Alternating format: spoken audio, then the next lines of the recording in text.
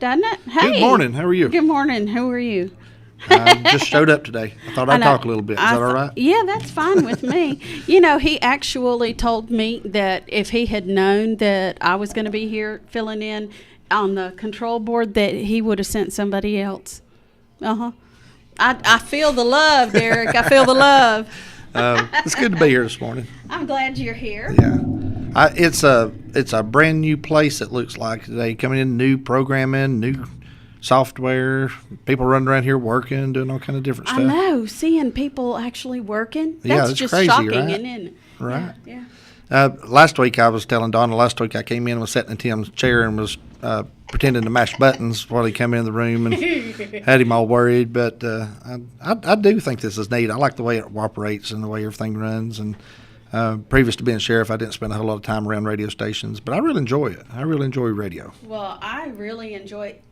On my way in this morning, I put it over on 105.5, and I was going, "That's my station." There you go. I love it because you can pick it up all over the place. Right. Up there now. Yeah, that was always the problem with the AM station. You get up, especially like around Andrews and Topton and places like that, it would sporadically come in and out, Right. and especially at night when the power was turned down and that kind of thing. Ball games were on, and Don't have a problem yeah. with it anymore. I used to get frustrated because if I was at the Andrews ball game, I would leave and at halftime, and I'd try to flip it over to see what was happening at Murphy, and then I couldn't hear because the power was turned down, and then you had to get close to Murphy before you could hear what was going on there. Right. So.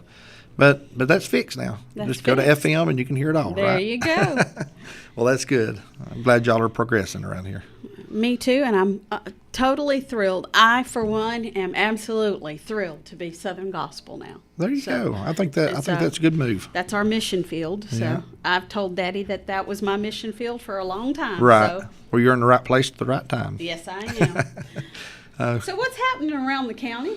Well, we've had a lot of things going on here recently, and for those of you, I know a lot of people's calling have questions about things that's happened the last few days. It kind of started with Friday and had a house fire down on the northern end of the county and the Beaver Dam area, and a couple people were hurt during that house fire and was flown out to Burn Center in Atlanta, and that's ongoing investigation there. We're trying to determine whether there was anything at play there or not, that might be foul, and that's not determined yet, but it is under investigation, so we can't talk a whole lot about it right now.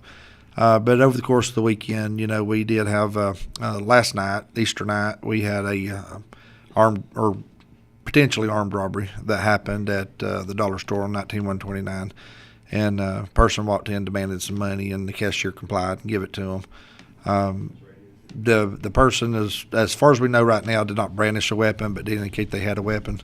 And so they left. And the neat thing about that was that we had officers that was actually at the red light at the hot spot when the call come in. Oh, wow. And so they didn't see a vehicle leaving the dollar store, but they took down 129 after it to see if they could locate it, and ran all the way to the Georgia line as hard as they could and never saw a vehicle matching the description. But that doesn't mean anything. It could have turned off on a side road, or it could be in a garage or anything like that. But we're looking for any information. Anybody has any kind of information on that incident? If they saw a white SUV type vehicle, possibly a Suzuki, parked there at the dollar store, any area there in the hot spot, we'd like any information that you may have on that, especially a tag number, person description, anything like that you may have, would greatly be appreciated. So if you have any information regarding a vehicle matching that description or persons matching the description, the only thing we know was a white person.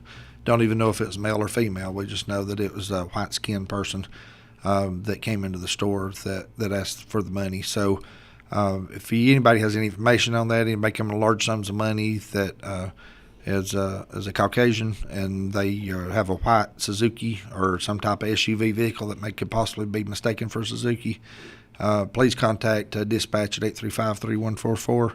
And give us some information on that, and we'd be more than happy to take your information. And people say all the time, well, I hate to call and report this or indicate it might be this person or that person because I don't want to accuse somebody innocent, and we totally understand that.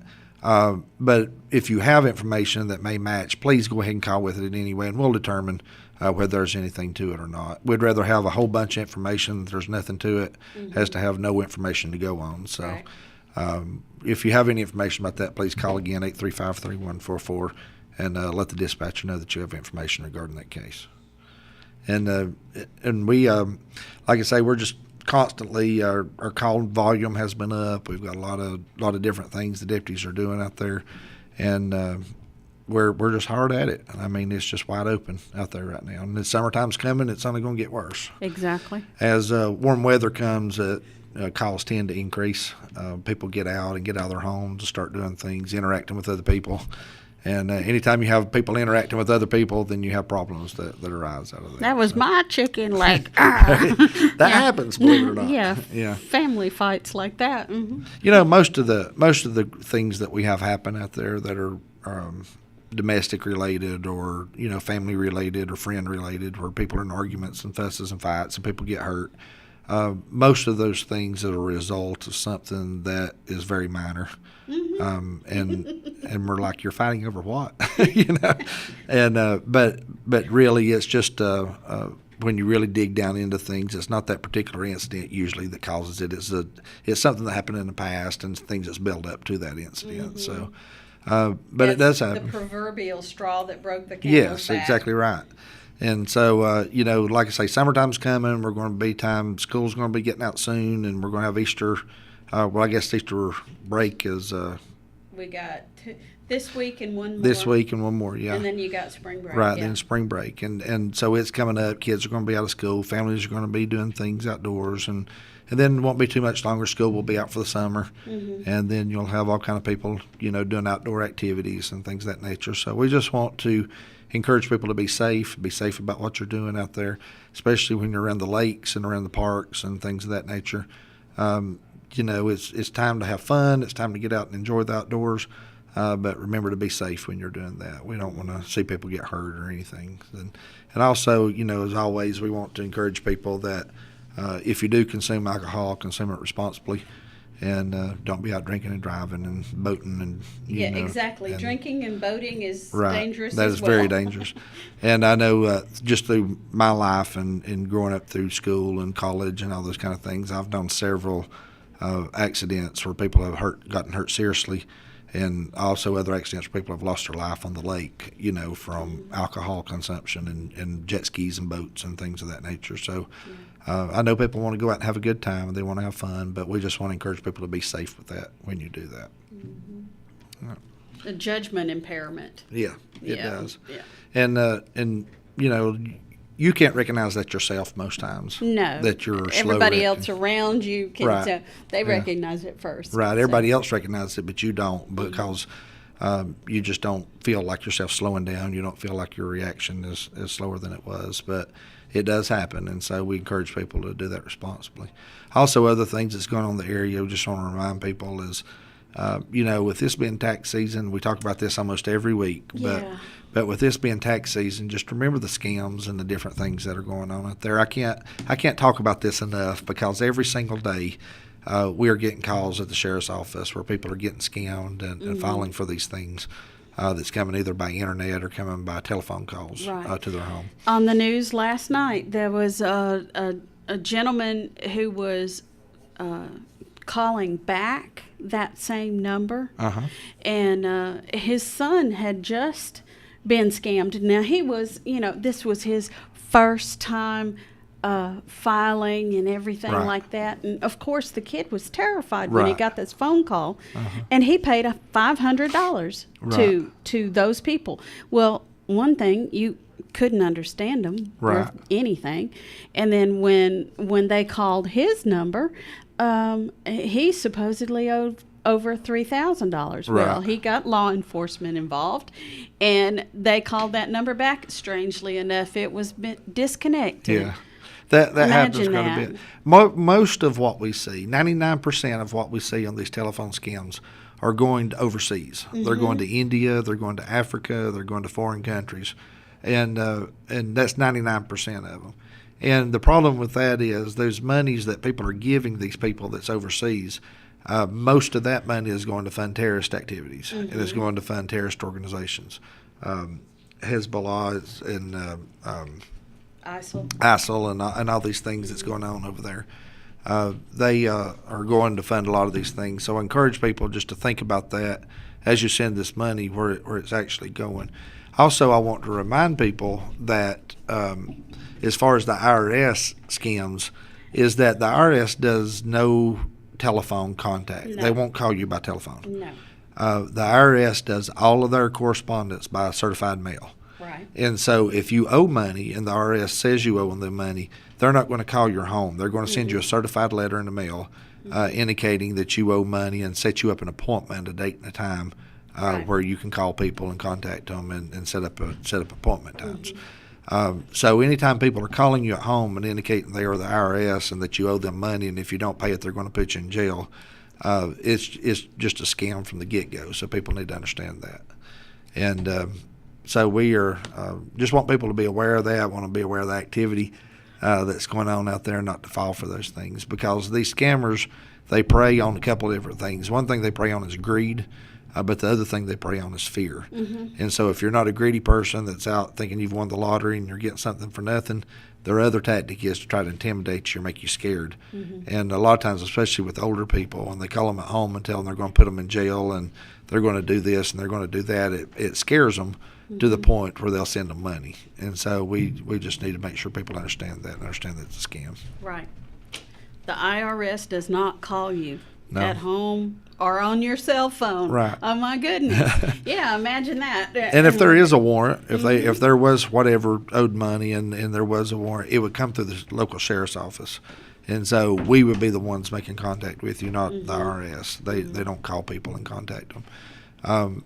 But I will tell you this: the IRS don't do that. They don't take warrants out on people and charge them because what they're interested in getting their back taxes. They're interested in getting Right. their money. They're not interested in putting people in jail. And so Can't get their money they can't that get their way. money if you're in jail. So that's not what they're interested about. So they're going to, if the IRS is involved, they're going to keep scheduling appointments and talking to you and trying to work out payment plans and different things to get money. They're not going to call you up right out of the blue and threaten to put you in jail. That's not what they do. Nope.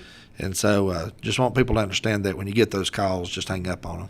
I will tell you one funny story about that, though. Okay. I had a lady come in, and she came with a list of about 10 numbers of where these people keep calling her and saying she owes money and they're going to put her in jail and all that. So I was free one evening, had a couple hours before I was getting ready to go home and didn't have anything else to do. So I decided I'd start calling these numbers.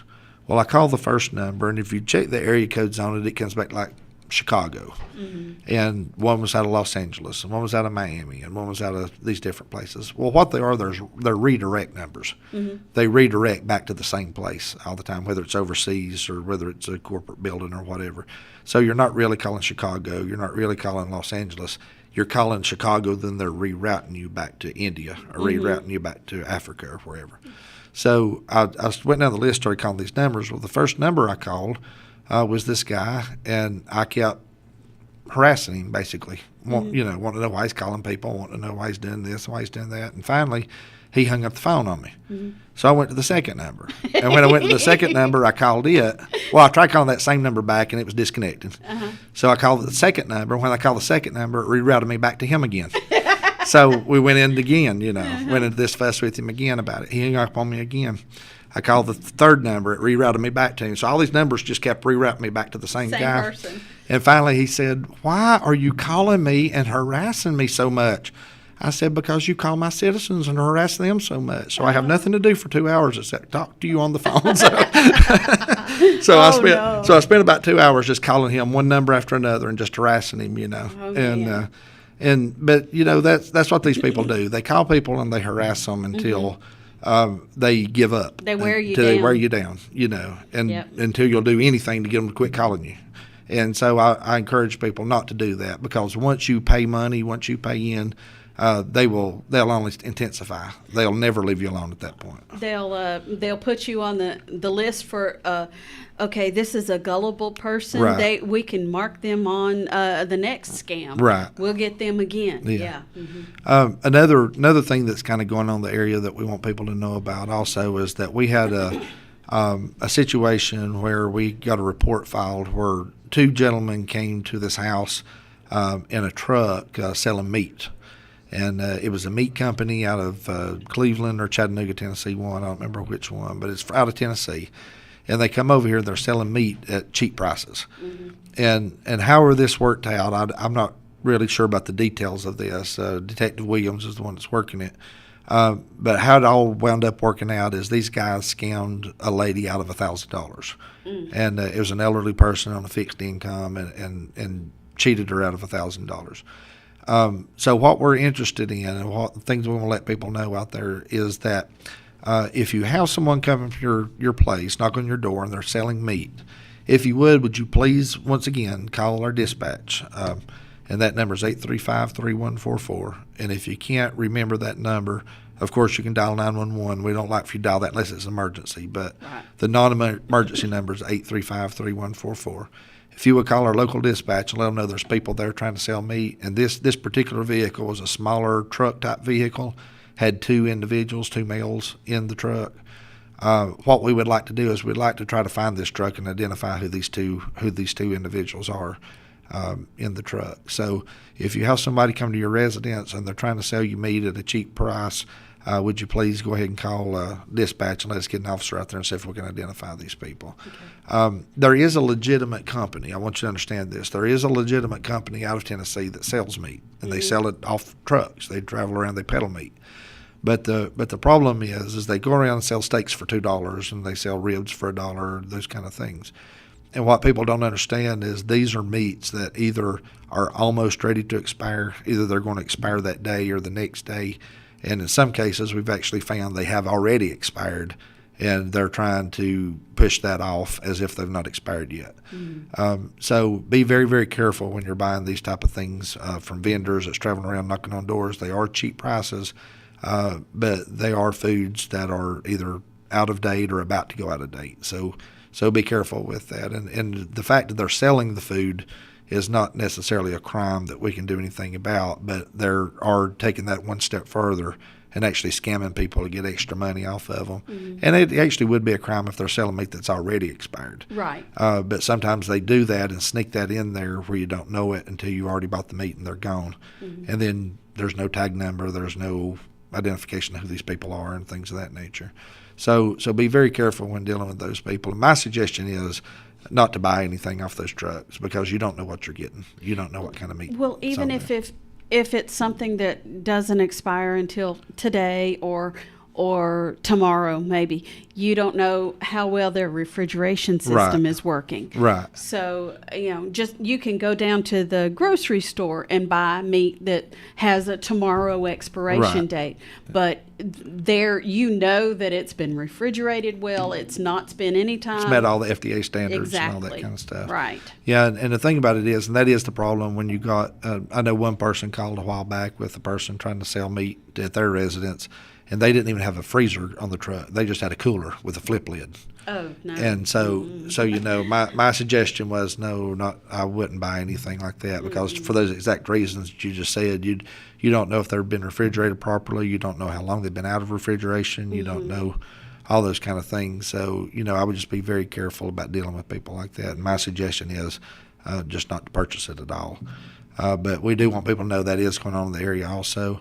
And we'd love to identify these two individuals if we could get up with them and find out who they are. And that number again, that if you have run into this particular scam artist, 835-3144, you can call now and give them the information. Maybe you took down what kind of truck it was and what, any other information about it if they came and approached you. I know in the past when I was a detective and worked these kind of cases, especially with these meat companies, when you go to these companies in Cleveland or Chattanooga, and I've actually went over there and talked with some individuals about this that's come to Cherokee County to sell meat.